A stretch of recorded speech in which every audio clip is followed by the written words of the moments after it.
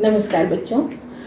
संत महात्माओं का जीवन हमारे लिए प्रेरणा का केंद्र होता है, अर्थात हम उनके जीवन से हमेशा कुछ न कुछ सीखते हैं और उनके जैसा बनने का प्रयास करते हैं। उनके जीवन में घटी छोटी से छोटी घटना भी प्रेरक प्रसंग बन जाती है। आपकी पाठ्य पुस्तक में दिए गए 10वें पाठ प्रेरक प्रसंग में भी कुछ इसी तरह की बात है। भारत में विभिन्न धर्मों को मानने वाले संत महात्मा हुए हैं और उनके अनुयायी अर्थात उनके फॉलोअर्स रहे हैं। भले ही वे किसी एक विशेष धर्म को मानते रहे, किंतु हर धर्म के प्रति श्रद्धा, सम्मान और आदर का भाव उनके मन में रहा है। यही कारण है कि आज हम उन्हें संत और महात्मा कहकर बुलाते हैं, संबोधित करते हैं। सिख गुरु गुरु नानक जी का जीवन भी हमारे लिए प्रेरणा का स्रोत है। प्रस्तुत पाठ में उनके जीवन से संबंधित 2 प्रसंग दिए गए हैं जो हमें प्रेरित करते हैं। तो आइए मैं इस पाठ को पढ़ूं और इस पाठ में जो प्रसंग दिए गए हैं उनके पीछे लेखक का क्या उद्देश्य है, वह आपको क्या बताना चाहता है, इसकी भी चर्चा मैं आपसे करूं। इसलिए आवश्यक है कि आप एक बार पाठ को ध्यान से अवश्य पढ़िए। पाठ बड़ा मज़ेदार है, पढ़ने में मज़ा आएगा और समझने में उससे भी ज़्यादा आनंद आएगा। तो चलिए मैं पाठ पढ़ूं। पहला प्रसंग है सुगंधित पुष्प। सुगंधित का मतलब होता है खुशबू से, महक से भरा हुआ। सेंटेड, पुष्प फूल शब्द का पर्यायवाची है। फूल अर्थात फ्लावर। सुगंधित पुष्प, ये पहला प्रसंग है। क्या है इस प्रसंग में? एक बार गुरु नानक मुल्तान गए। मुल्तान जो आज पाकिस्तान में है, वहाँ भी उनके अनेक भक्त थे, किंतु तब मुल्तान भारत में था, भारत का हिस्सा था। गुरु नानक मुल्तान गए जहाँ उनके अनेक भक्त थे, उनके फॉलोअर्स थे जो उनके विचारों को मानते थे। उनके भक्त उन्हें साक्षात भगवान मानते थे, क्योंकि वे अपने उपदेशों से सबको घृणा और धार्मिक भेदभाव का त्याग करने की बात कहते थे। क्योंकि गुरु नानक अपने उपदेशों के माध्यम से, अपने जो प्रीचिंग्स थे उनके माध्यम से इस सबको यही सिखाते थे कि किसी भी तरह की घृणा या धार्मिक भेदभाव, धर्म को लेकर भेदभाव, डिस्क्रिमिनेशन नहीं होना चाहिए। हम सभी इंसान हैं, हम सभी मनुष्य हैं। हमें एक दूसरे का आदर सम्मान करना चाहिए, एक दूसरे से प्रेम और स्नेह का व्यवहार करना चाहिए। यही बातें वे अपने उपदेश के माध्यम से लोगों को सिखाते थे। यही कारण है कि उनके अनेक भक्त थे। उनका कहना था कि भगवान सभी धर्मों के लिए है। मानवीय आदर्श सभी धर्मों में समान है। विभिन्न धर्म ईश्वर के पास पहुंचने के अलग अलग रास्ते हैं। कितनी बड़ी बात कहते थे। सभी धर्म एक ही बात कहते हैं। हर धर्म मानवीयता की बात कहते हैं, ह्यूमैनिटी की बात कहते हैं। तो धर्म क्या है? ईश्वर एक है, किंतु धर्म अलग क्यों है? क्योंकि ये रास्ते हैं। जिस प्रकार हम सभी एक ही अनेक रास्तों पर चलते हुए एक स्थान पर पहुंचते हैं। आपने देखा होगा कि एक ही जगह पहुंचने के लिए कई रास्ते होते हैं। भगवान तक पहुंचने के लिए, ईश्वर की दया तक पहुंचने के लिए ये धर्म रास्तों के समान है। इन पर चलकर हम भगवान के पास पहुंचते हैं। किंतु धर्म एक ही बात सिखाते हैं। हर धर्म एक ही बात कहते हैं। मानवीयता हर धर्म का सार है। मुल्तान में फकीरों की भारी संख्या थी।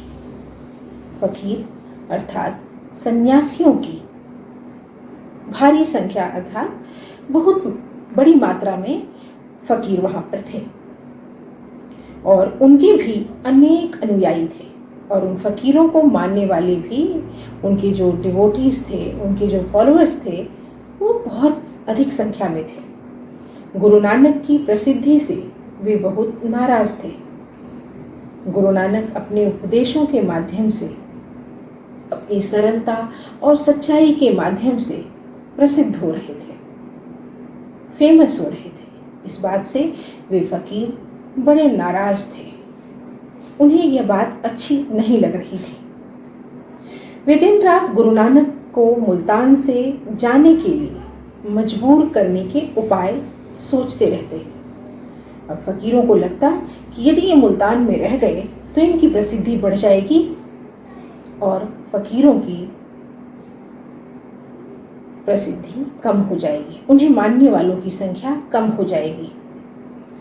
अतः वे यही उपाय करते रहते कि किस तरह से गुरु नानक मुल्तान छोड़कर वापस लौट जाएं। फकीरों ने एक बैठक की और उनके नेता ने कहा, अगर वे यहाँ लंबे समय तक रहते हैं तो हमारे अनुयायियों को वे अपनी ओर कर लेंगे, हमारा एक भी अनुयायी नहीं बचेगा। नानक जी धार्मिक सहिष्णुता का प्रचार करते हैं। उनका नेता कहता है, बैठक में अर्थात वे एक मीटिंग करते हैं, उनका नेता कहता है, जो उनका लीडर है फकीरों का, वो कहता है कि यदि नानक यहाँ लंबे समय तक रह गए तो हमारे अनुयायी नहीं बचेंगे, हमें कोई फॉलो करने वाला नहीं बचेगा, क्योंकि नानक अपने उपदेशों के माध्यम से धार्मिक सहिष्णुता का, यानी सर्वधर्म समान की बात कहते हैं। सब धर्म समान है, हर धर्म का आदर और सम्मान करो, ये बातें लोगों से कहते हैं। ये बातें लोगों को अच्छी लगती हैं। अगर वे अधिक दिनों तक यहाँ रह गए तो हमें इससे खतरा हो सकता है। बच्चों, धार्मिक सहिष्णुता का अंग्रेजी में अर्थ है टॉलरेंस, जिसे हम कहते हैं रिलीजियस टॉलरेंस, जो होता है कि अगर हम दूसरे अपने धर्म का सम्मान करते हुए दूसरे धर्मों का अपमान करते हैं, दूसरों की आस्था, बिलीफ और फेथ को चोट पहुंचाते हैं, तो उसे धार्मिक असहिष्णुता कहते हैं। और यहाँ पर गुरु नानक धार्मिक सहिष्णुता का प्रचार कर रहे थे, यानी टॉलरेंस की बात कह रहे थे कि हमें हर धर्म को समान मानना चाहिए, सबसे समान रूप से प्यार का व्यवहार करना चाहिए। वे चाहते हैं कि सब धर्मों का सम्मान किया जाए, किंतु हम ऐसा नहीं चाहते। हमें उनको बता देना है कि मुल्तान में ऐसे लोगों के लिए कोई स्थान नहीं है। बच्चों, ये फकीरों की सोच थी। नानक हर धर्म को समान मानने का संदेश दे रहे थे और ये फकीर कहते थे कि हम ऐसा नहीं कहते। तो हमें उन्हें यह बता देना है कि मुल्तान में उनके लिए कोई स्थान नहीं है। फकीरों को डर था कि जनता पर उनका जो प्रभाव था वह नानक जी के उपदेशों के सामने टिक नहीं पाएगा। वे डर रहे थे कि अब तक भोली भाली जनता को उन्होंने अपनी बातों से जिस प्रकार फंसा कर रखा है, अपनी बातों का जो प्रभाव उन्होंने छोड़ा है, गुरु नानक जी के उपदेश इतने उदार हैं, इतने विशाल हैं कि उनके सामने ये टिक नहीं पाएंगे। इनकी सच्चाई सामने आ जाएगी और जनता इन्हें स्वीकार नहीं करेगी। अतः उन्होंने कुछ करने का निश्चय किया ताकि सांप भी मरे और लाठी भी न टूटे। बच्चों, यह एक कहावत है, सांप भी मर जाए और लाठी भी न टूटे। इसका अर्थ है कि हमारा काम भी बन जाए और किसी भी प्रकार का कोई नुकसान न हो। उन्होंने कहा, कुछ ऐसा उपाय करते हैं कि हमारा काम हो जाए और किसी को खबर भी ना हो, किसी को इससे किसी तरह का कोई नुकसान भी ना हो। फकीरों के नेता ने कहा, हमें बाहर से आए उस व्यक्ति को दूध का एक प्याला भेजना है। प्याला का अर्थ है कप। दूध से भरा हुआ एक प्याला भेजना है जो ऊपर तक लबालब भरा हो। लबालब का अर्थ है ब्रिमफुल, जो ऊपर तक भरा हो, पूरी तरह से भरा हुआ हो। उसकी बात किसी की समझ में न आई। किसी ने नेता की बात न समझी कि आखिर नेता कहना क्या चाहता है। अधिकांश फकीरों ने उसका अभिप्राय नहीं समझा। फकीरों ने, अधिकांश अर्थात मोस्टली, ज्यादातर फकीरों ने उसकी बात को न समझा। आखिरकार एक ने पूछ लिया, दूध से भरे प्याले का नानक जी के मुल्तान छोड़ने से क्या संबंध? आखिर इन दोनों में क्या रिश्ता है? दूध से भरा प्याला और नानक जी का मुल्तान छोड़ना, इन दोनों में क्या संबंध है? तब नेता ने कहा, मैं आपको बताता हूं, मैं समझाता हूं कि नानक को संदेश मिल जाए। वह समझ जाएगा कि मुल्तान में पहले से ही काफी संख्या में धार्मिक नेता व प्रचारक मौजूद हैं। उनको एक और प्रचारक की जरूरत नहीं है। समझ गए आप लोग? वे कहते हैं कि मैं प्याला भेजकर उन्हें यह समझाऊंगा, दूध से भरा हुआ प्याला कप भेजकर मैं उन्हें यह समझाऊंगा कि मुल्तान में पहले से ही धार्मिक नेता, जो रिलीजियस लीडर्स हैं, वो मौजूद हैं। तो उन्हें किसी बाहरी नेता की, किसी और धार्मिक नेता की आवश्यकता नहीं है। वे समझ जाएंगे और यहाँ से चले जाएंगे। अब सबने इस बात पर सहमति प्रकट की। सब सहमति प्रकट की, अर्थात सब अग्री हो गए और कहा, यह अच्छा उपाय है। वाह, ये तो बड़ा अच्छा उपाय है, ग्रेट आइडिया। इसके बाद नानक जी के पास दूध से भरा एक प्याला भेजा गया। गुरु नानक ने देखा तो मुस्कुराए। प्याला भेजा गया। बच्चों, आपने भी समझ लिया होगा कि भरा हुआ प्याला भेजने के पीछे उस नेता का क्या उद्देश्य था। प्याला भरा हुआ है, अर्थात मुल्तान, प्याला जो है वो मुल्तान है और दूध वो धार्मिक नेता। यहाँ पर ये सिंबलाइज कर रहे हैं। मुल्तान धार्मिक नेताओं से पहले से ही भरा हुआ है। अब उसमें किसी भी प्रकार से बाहरी किसी नेता की जरूरत नहीं है। प्याला नानक जी के पास भेजा गया। नानक जी ने जब प्याले को देखा तो वे मुस्कुराए, वे हंस दिए।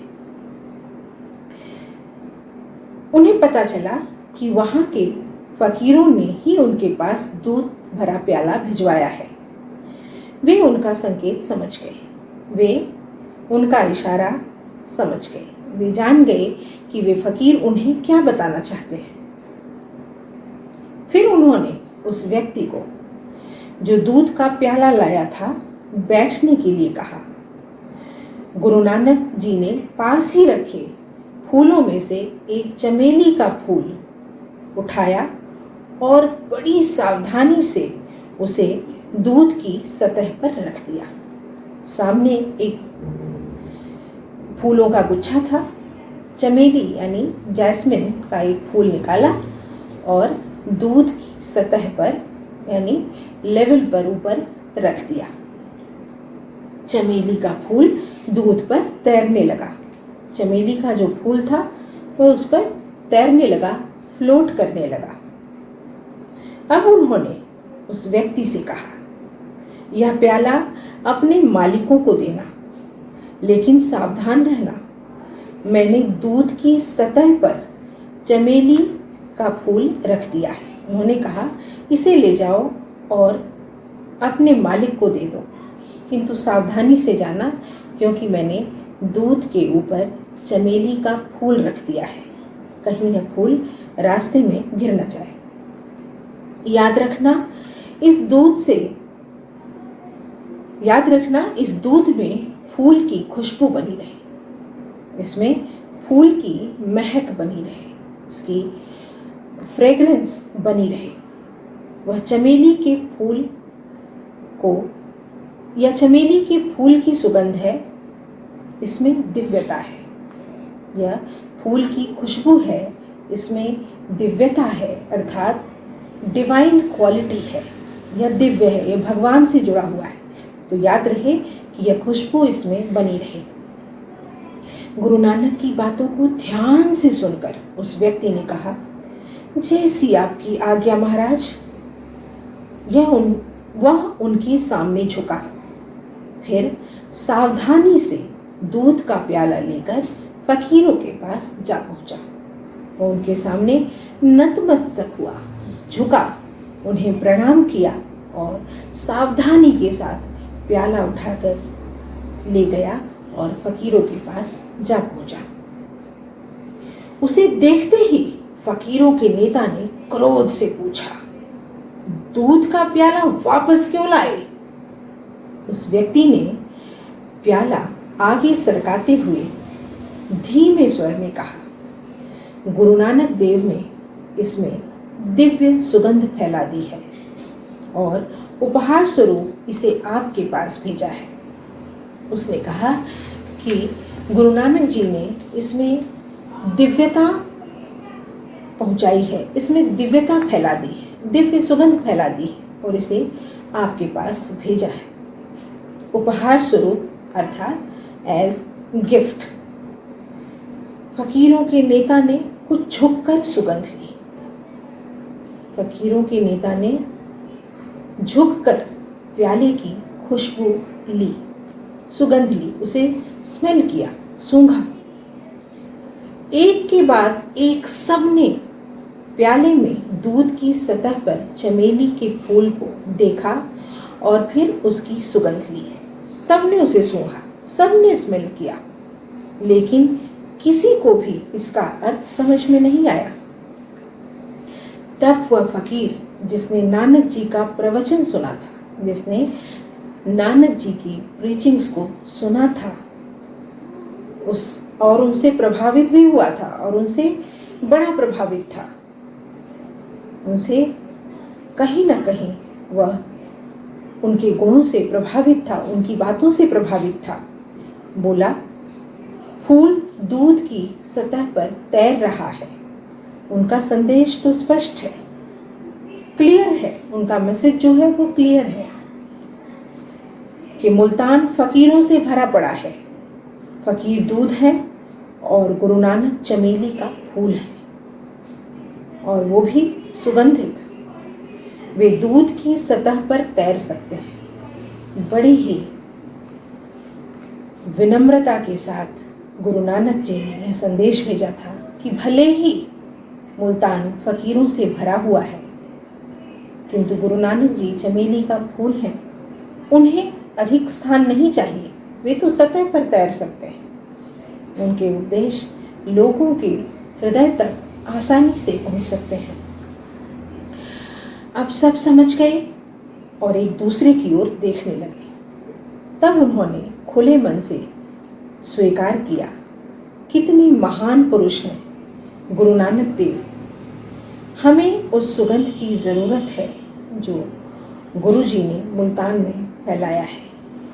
तब उन्होंने कहा कि इसमें कोई संदेह नहीं कि ऐसी सोच रखने वाला, इतनी उदार सोच रखने वाला, इतने उदार विचार रखने वाला निसंदेह महान व्यक्ति है, और हमें इस महान व्यक्ति की आवश्यकता मुल्तान में है जो चारों तरफ अपनी सुगंध को फैला दे। बच्चों, इस पाठ में एक और प्रसंग है, इसकी चर्चा मैं अगले वीडियो में करूँगी। इस पाठ को यहाँ तक पढ़िए, ध्यान से पढ़िए और समझने का प्रयास कीजिए। तब तक के लिए धन्यवाद।